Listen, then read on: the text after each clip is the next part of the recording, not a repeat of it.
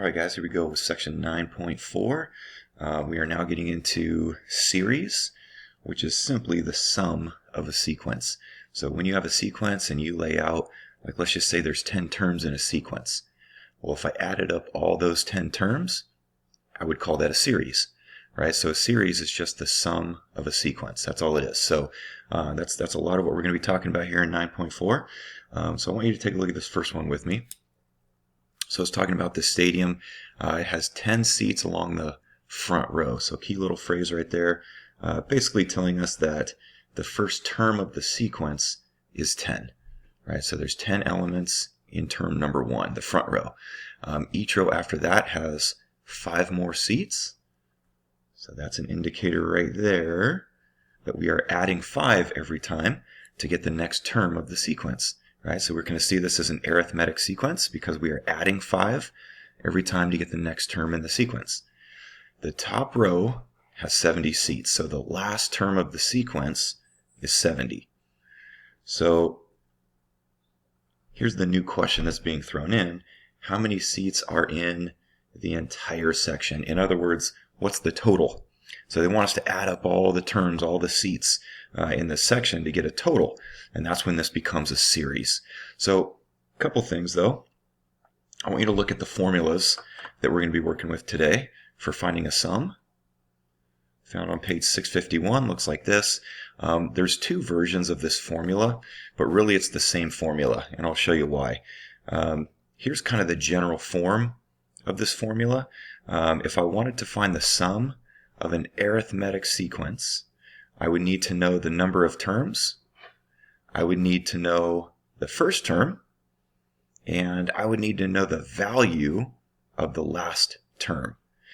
Here's what I mean by that. Let's just say, again, I wanted to find the sum of 10 terms, right?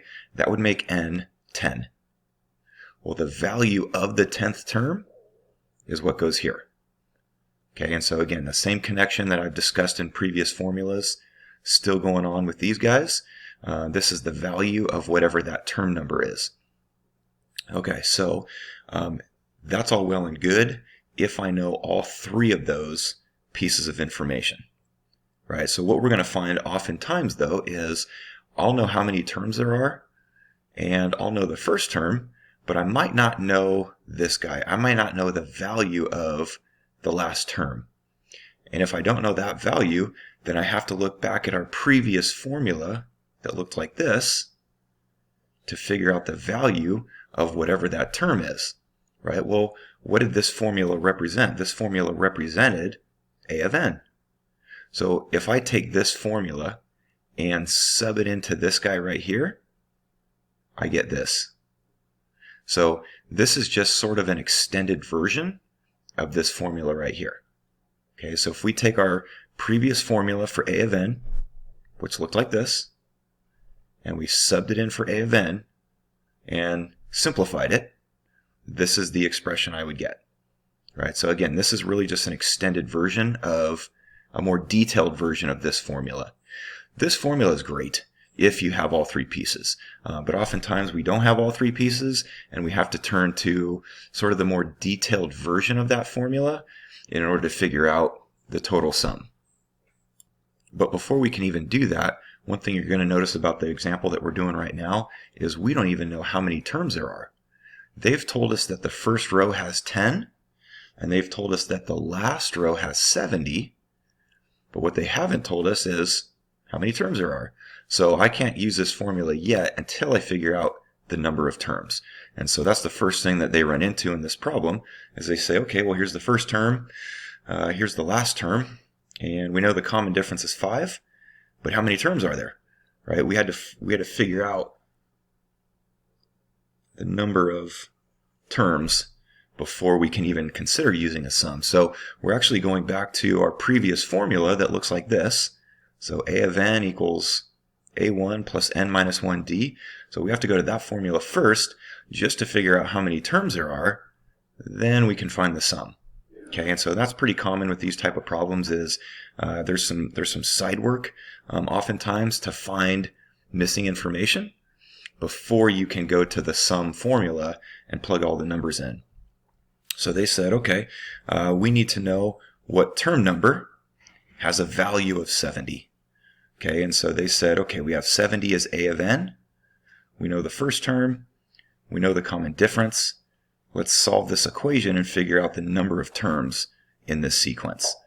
And so they solved it all the way through and figured out that there are 13 rows of seats, or 13 terms, in this sequence.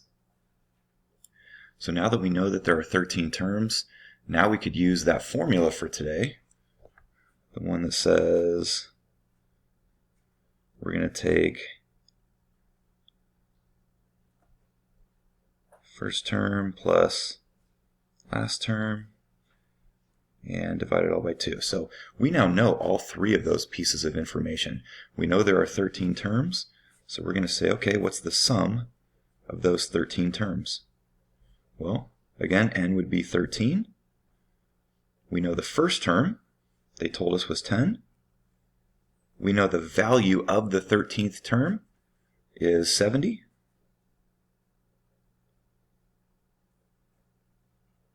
And so we now have enough information to actually just plug it all into that formula and get the sum.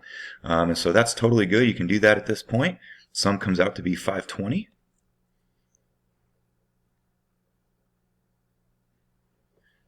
And that would be it. They do show us how to use technology to get a sum. To be honest, I will often suggest that using the formula is actually easier and more efficient. These formulas are not hard, right? And even to use technology, you still have to come up with a ton of the information involved in this in order just to use the technology. So I actually think it's much quicker just to plug it into the formula. These are not complicated formulas. They're very simple. So I would actually suggest this is the best way to go.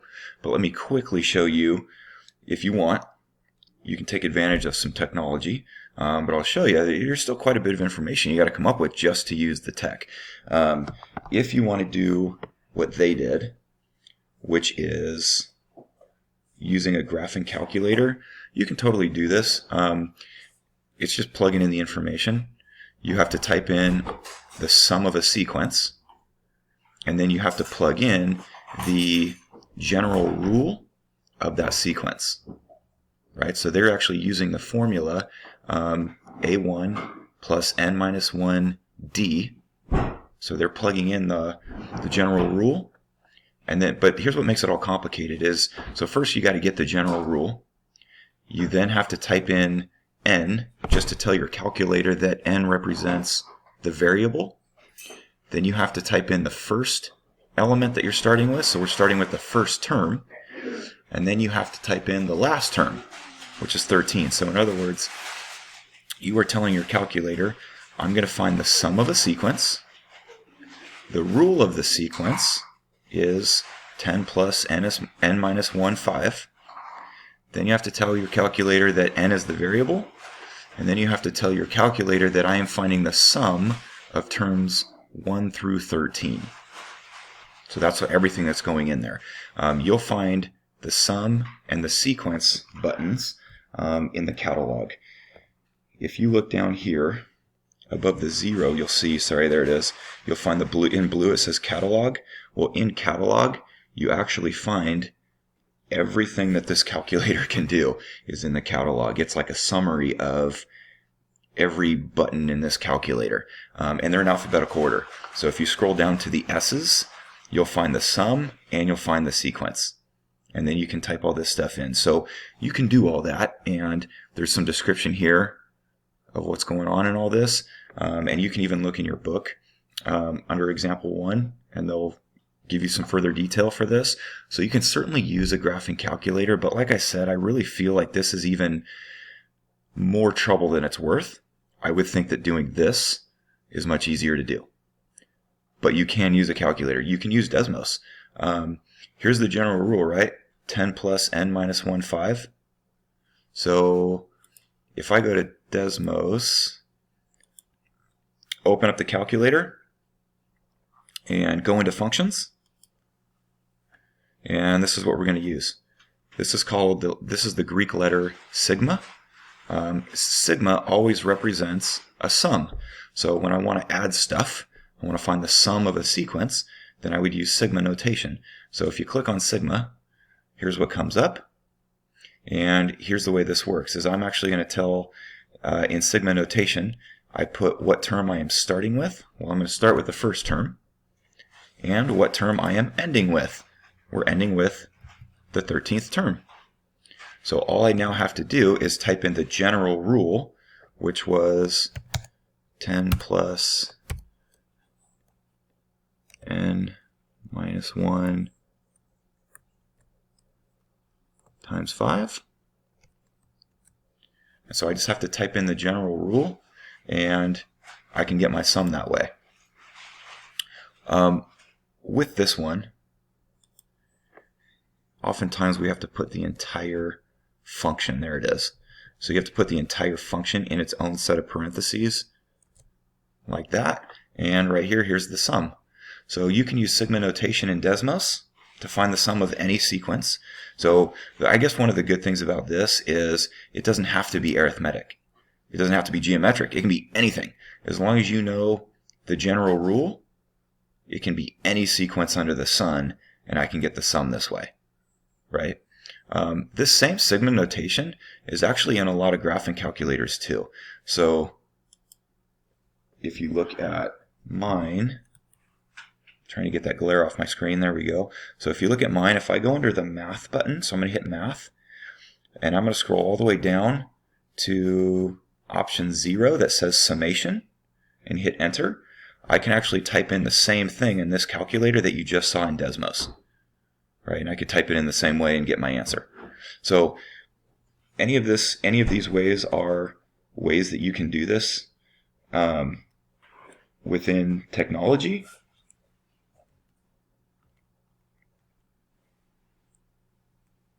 And I can get the same answers that way. But like I said, I don't know if that's more efficient than just using the formula. It is an option, so I at least wanted you guys to be aware of it. But it's not necessarily required of you because the formulas are pretty simple to use also. So anyway, if you have any questions on using technology for this stuff, just let me know. I'll be happy to help you. So let's do an example here. So in this one,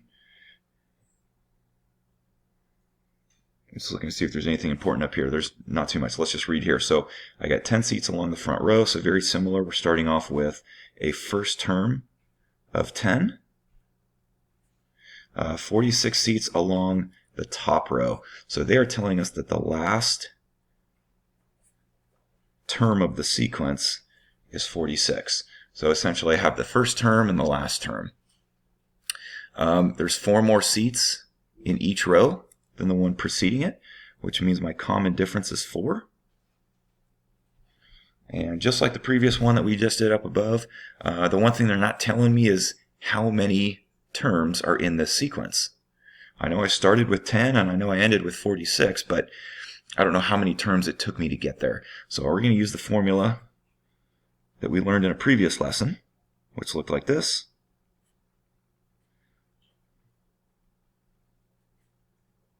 In order to figure out the number of terms. So as I told you guys several times, big connection between a value of a term and its position, or its number of terms that it represents. Okay, and so in this case we know a value of 46.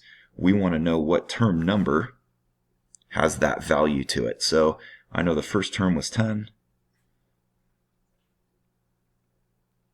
And we know the common difference is 4 because we are adding 4 each time to get the next term in the sequence. So if we solve this, let's see, 36 divided by 4 is 9, plus 1 is 10. So if we solve this, we get the number of terms to be 10. And now I can plug into a formula. And guys, really at this point, you could use either of the two formulas that you see right here. We now know all this information. So I could use either one in order to get my sum, and they would both yield the same result. I tend to go with this one when I have the information because it's shorter. So I'm going to use that formula and say that the sum of these 10 terms, now that I know there are 10 terms, first term plus last term over 2. And so I can now just simply plug that in and get my sum. All right, so we could use any method at that point. You could use a formula, you could use technology. But like I said, you still got to come up with quite a few things just to get you there. Let's take a look at some geometric stuff. So that was all based on arithmetic sequences. Let me show you the formula for working with geometric series. So page 652, let me flip to it real quick.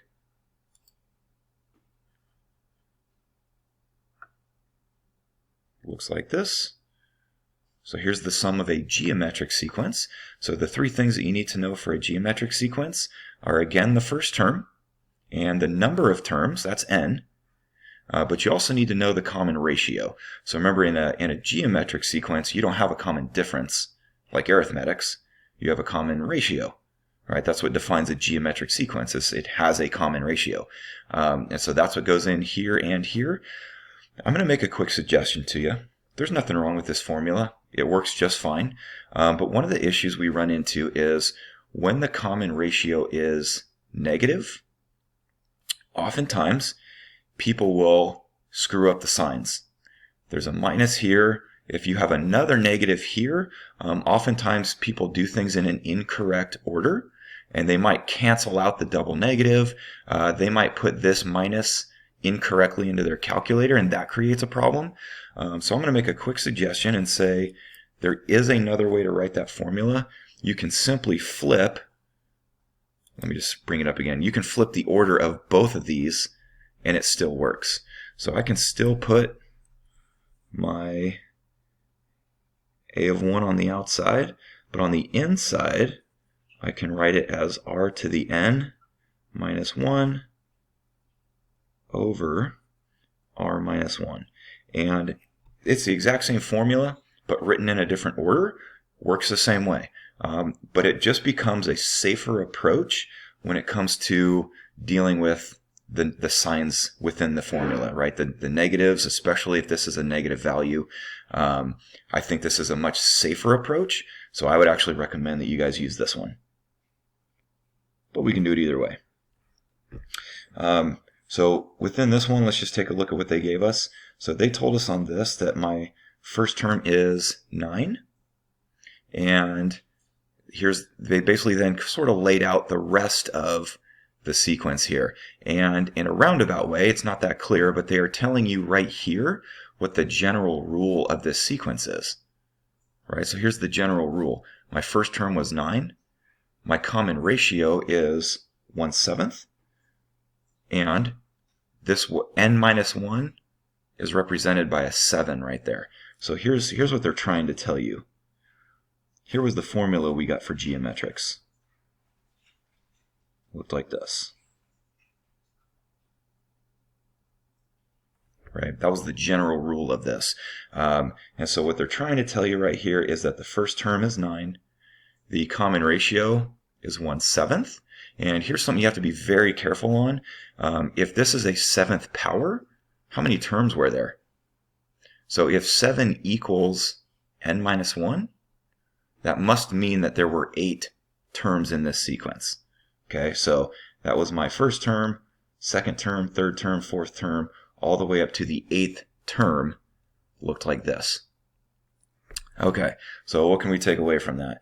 Well, as far as, again, I'm going to avoid the sigma notation for just a minute. I'm going to come back to this. This is really if you want to use technology. Then I would put it in sigma notation. But if I'm not using technology, I just stick with the formula. Like I said, I really think the formula is just as easy, if not easier to use than the technology stuff. Because we can just plug in the information. So what was our first term? First term was 9. Common ratio, even if they didn't tell me the common ratio right here, I still could have figured out that it's 1/7, right? I can see that I'm from here to here, I multiplied by 1/7. And remember, if you ever are unsure, you can always do this divided by this to figure out your common ratio. Either way, we're getting a common ratio of 1/7, which I would always recommend putting in parentheses.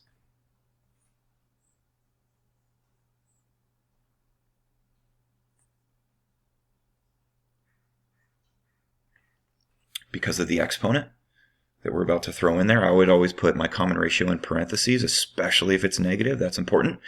How many terms were there? Well, I can figure out, again, by the layout, that there were 8 terms. And there it is. So I would then just need to put this in my whole thing in my calculator. Be careful. There's a lot of parentheses, fractions. If I were you, I would practice this right now, put that into my calculator, see if you come out with this as your answer. Okay, but that should be the sum of those 8 terms. Like I said, you could use technology.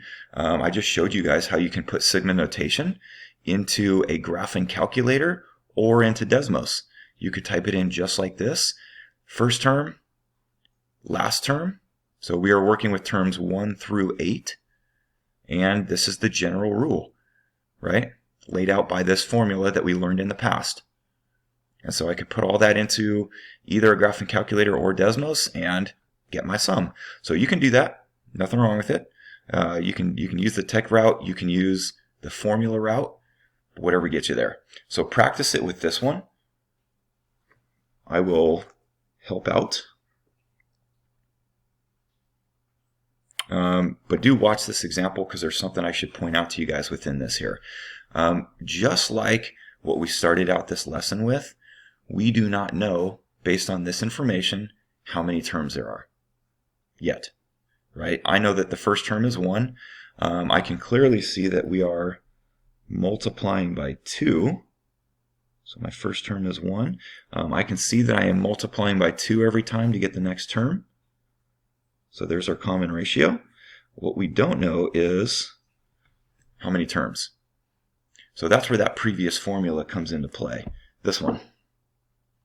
Right? So just like I did with the one that we started out this lesson with, I'm going to use this formula to figure out the number of terms. So in other words, I need to know what term number has a value of 256. So I'm going to say 256. I know my first term is 1. I know my common ratio is 2. And so I need to know what term number has that value. So I'm just solving for n. A couple ways you could do this. I could graph this, find out where those 2 lines intersect, and that would be n. So you can do it by graphing it. We've done that in the past.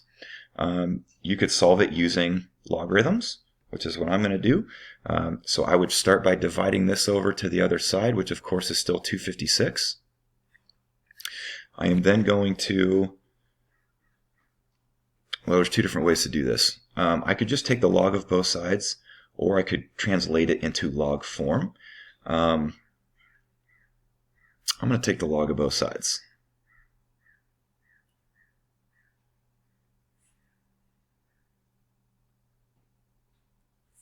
So now that it's here, so all I did was divide the 1 over to the other side. Now that it's here, I'm allowed to just take the log of both sides. So that it looks like this. Because one of our rules for logs said that I can take an exponent, this was the power rule, and move it to the front of the log through multiplication. So here's what I have right now. On the left side I have log 256. On the right side I now have n minus 1 times log 2. So it looks like this, and now I no longer have any exponents, and all that can go into my calculator. So I'm going to need to divide this over into this, and then add the 1, and that's going to tell me my number of terms. So that's just another way you can solve it. So I'm going to take my log 256, divide it by log 2, and then I need to add 1 to get n by itself. So I can now tell that there are 9 terms. Okay, and so that's just another way of doing it. There was another approach by, instead of taking the log of both sides, you could just go from here and turn it into log form and work with it that way. If you have questions on that, just let me know and I'd be happy to go through that process with you. But anyway, we just figured out that there are 9 terms. And now I can find the sum. So again, I would just go back to what I did here, and I would just plug it into the sum formula. Like I said, you don't have to do that. You could use Desmos or a graphing calculator, if you have a graphing calculator that has this feature, and just go with sigma notation. So I'm starting with my first term, which is always going to be the case. I am ending now with the 9th term, and I know the general rule is a1 times r to the n minus 1 power. So I can put it into sigma notation, and there's my sum. So that works too. If you have the sum formula, we can also use that to find the sum of those 9 terms. Right, I know my first term, I know my common ratio, I know n.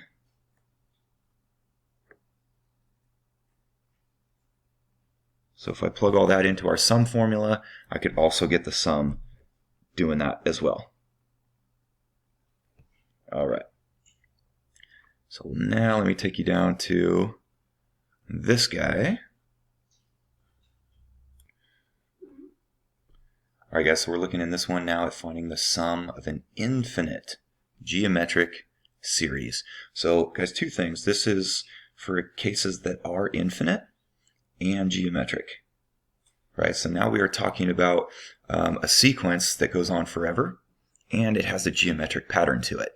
So keep that in mind. Both those things have to be true in order to apply all that we're going to be applying. This is going to link back to what we talked about in our previous lesson about converging and diverging series or sequences.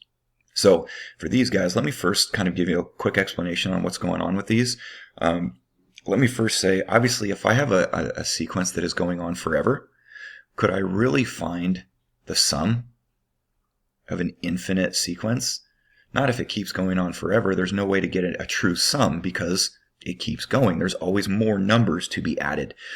So the first issue that we run into this is I can only find a sum for a converging sequence. Right, so that takes us back to our conversation from our previous lesson on whether or not a sequence is converging or diverging. So let me show you this on page 654.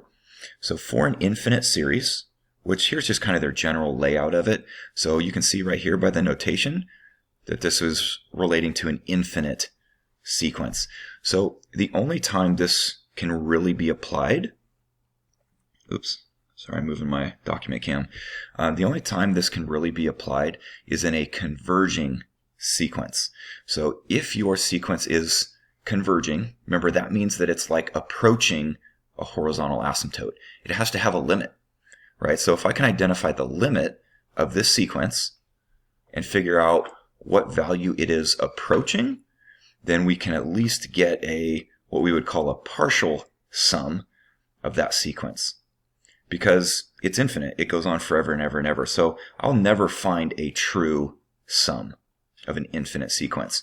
So, and this is that whole idea of limits. And again, this becomes the gigantic bridge into calculus. And this is why we're spending time on it now. And we're going to spend more time on it at the end of the year when we talk more about limits. Because that's really a lot of what calculus is you are finding not necessarily a true exact value. You are figuring out what your value is approaching as time goes on, right? And that's the idea of a converging sequence, is we are finding what value it's approaching. And so as I look at this, let me kind of show you the general idea here. So when we look at this notation, obviously we are finding the sum, that's sigma, always represents a sum, of an infinite sequence. And this represents the rule, or the general pattern or rule of that sequence. That's what you're seeing on this side.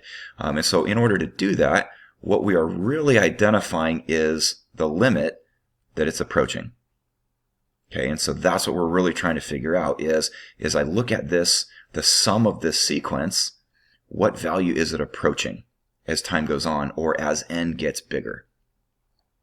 Okay, so look at these guys for a minute. right? So here's a sequence that goes on and on forever. 0.1, 0.01, 0.001. Obviously, they're just adding zeros for every term, right? Well, what if I wanted to look at the sum of that sequence? So if I had the first term, it would just be 0.1, right? That's the first term of the sequence. Well, what is the sum of the first two terms? So if I added this plus this, I would now have the sum of the first two terms of that sequence. If I did this plus this plus this, I would now have this guy. So this now represents the sum of the first three terms. This would be the sum of the first four terms, on and on and on. So that's what this represents. So this is the sequence, this is the series, because these are sums, not individual terms. So that's important. I hope you guys are seeing that.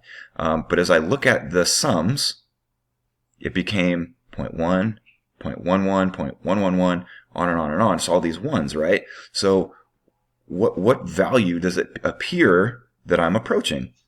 It appears that I am approaching this, right? 0.1111 forever, right? 0.1 repeating, which is the fraction 1/9.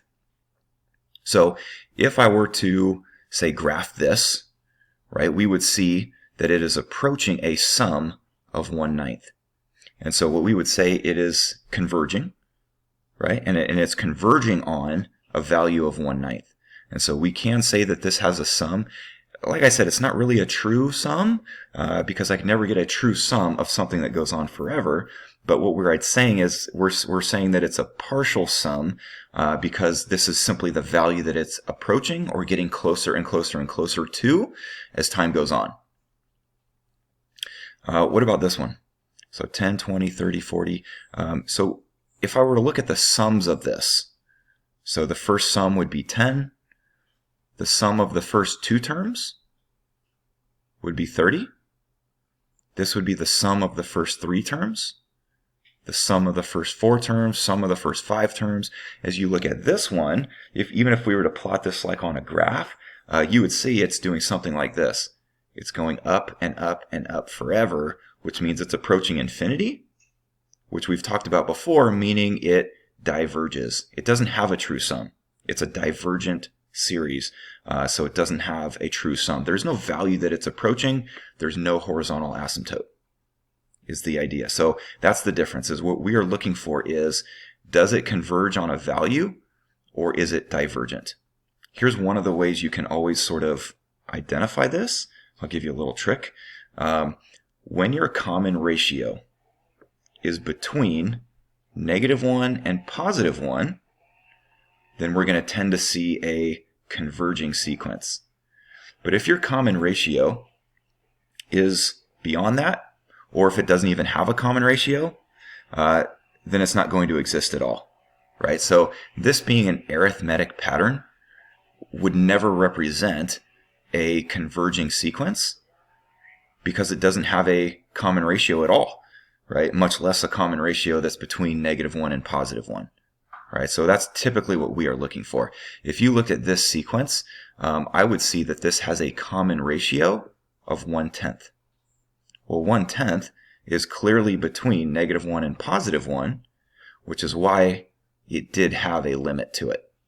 And so that's one of the things that we're looking for as well. So again, here's another case where this pattern is not a geometric pattern. It doesn't even have a common ratio, much less a common ratio between -1 and 1, which means this one is divergent.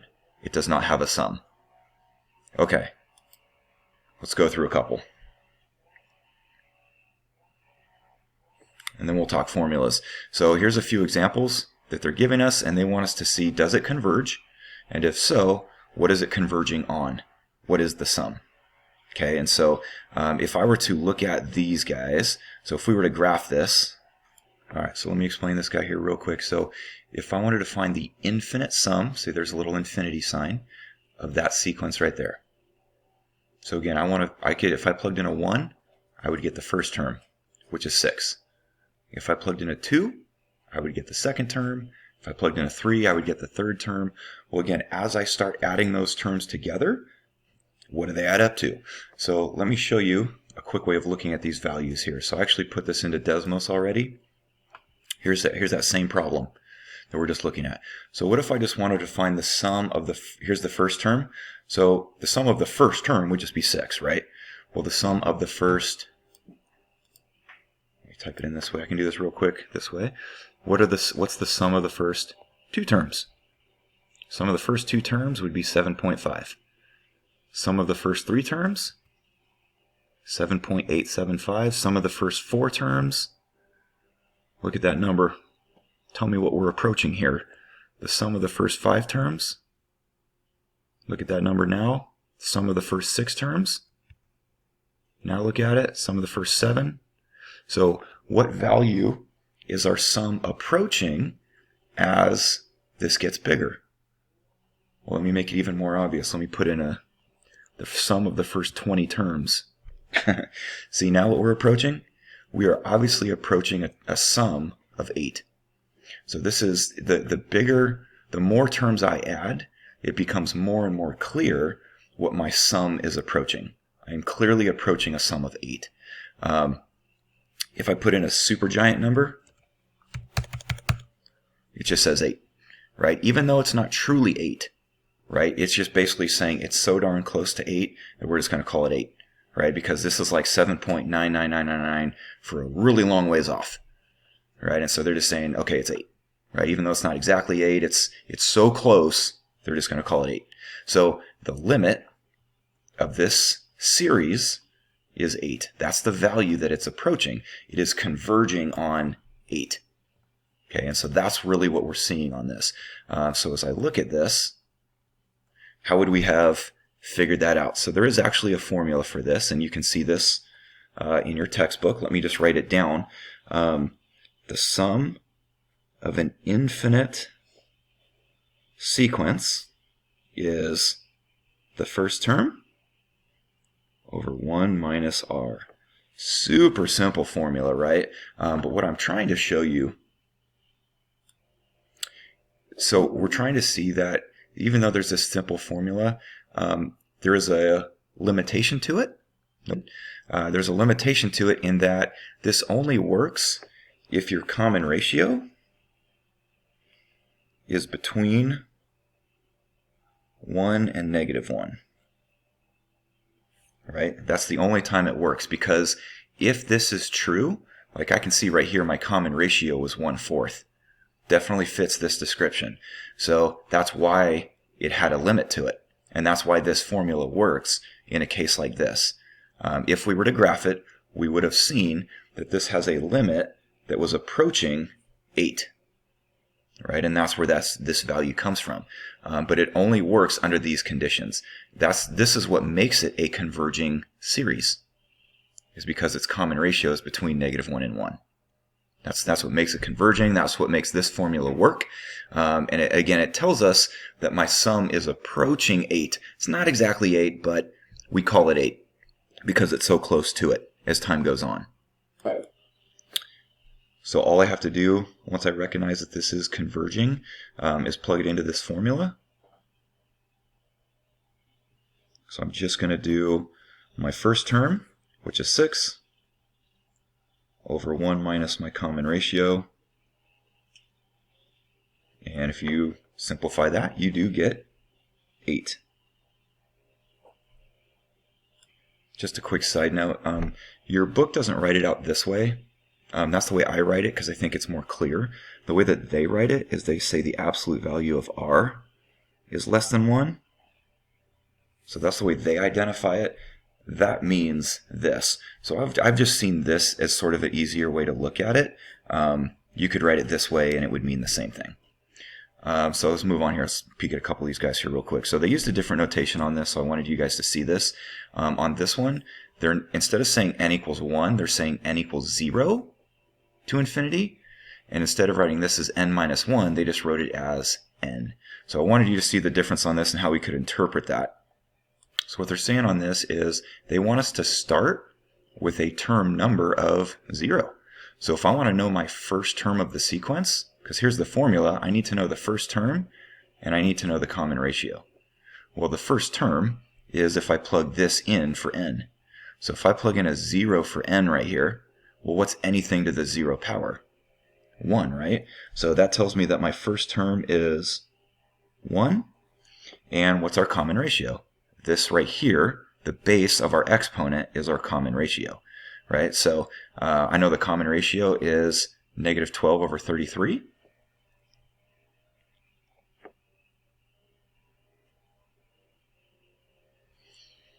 And so now just based on that, I can plug those two things into our very simple formula and get our limit or our sum.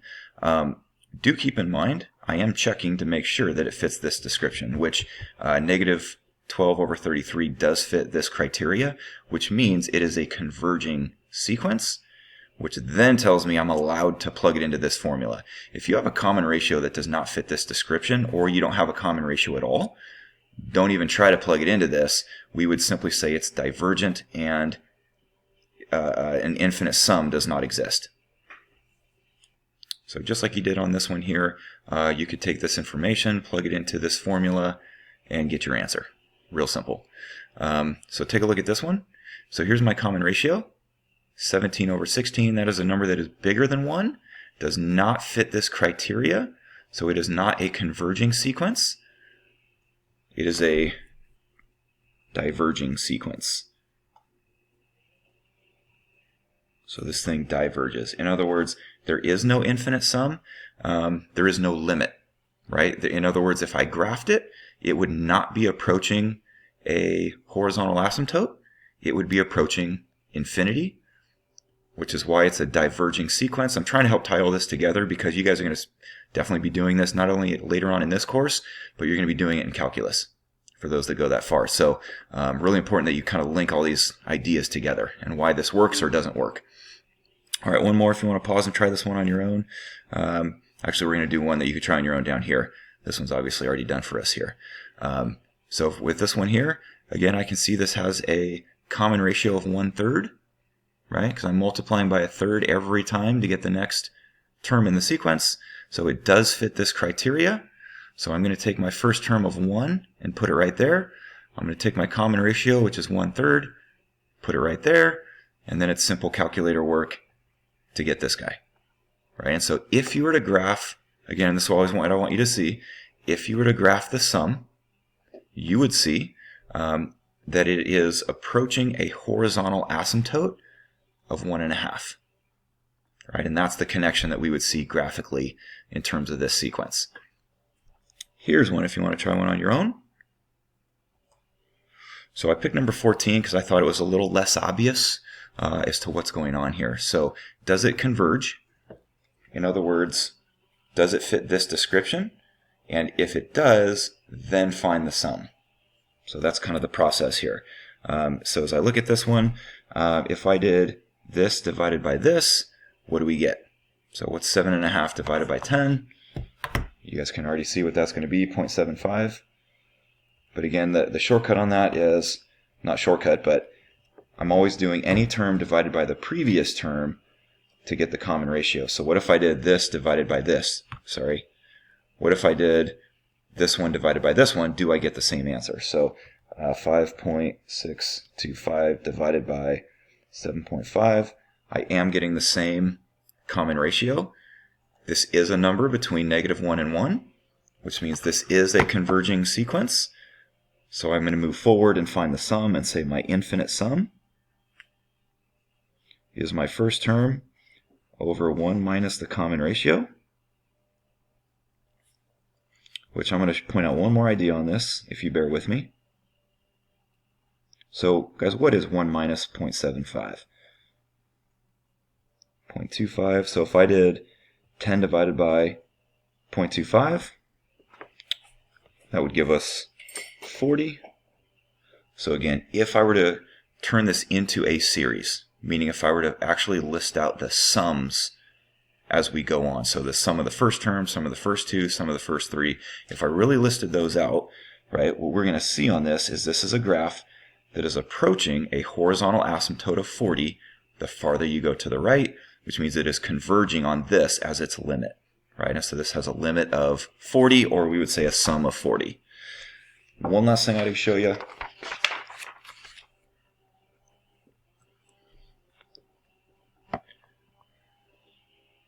So here's one thing we can do with our infinite sum formula is when we have a repeating decimal like this, right, this would be 0.234, 234, 234, 234, is you can take this, extend it out, and actually see it as a geometric sequence. Because here's really what you would have on this, right? You would say, well, this is technically 0.234 plus 0.000234 plus 2, 3, 4, 5, 6. So it would actually lay out like this. If you really separated out the 2, 3, 4s that get repeated, right? Obviously, if I start adding these together, it's going to be 2, 3, 4, 2, 3, 4, 2, 3, 4, on and on and on. So if I actually separate it out to look like this, so now if I look at it this way as a geometric sequence, there's actually a common ratio here. What am I multiplying times this in order to get this? Well, remember how we've figured this out in the past, right? If I take any term and divide it by its previous term, then I get a common ratio, which is 0.001. That's a number between -1 and 1. So we could actually now plug this into our infinite formula, which looks like this. So my first term was 0.234. We just figured out our common ratio. And if I do that in my calculator, so I'm trying to get that out of the glare there so you guys can see what I'm doing.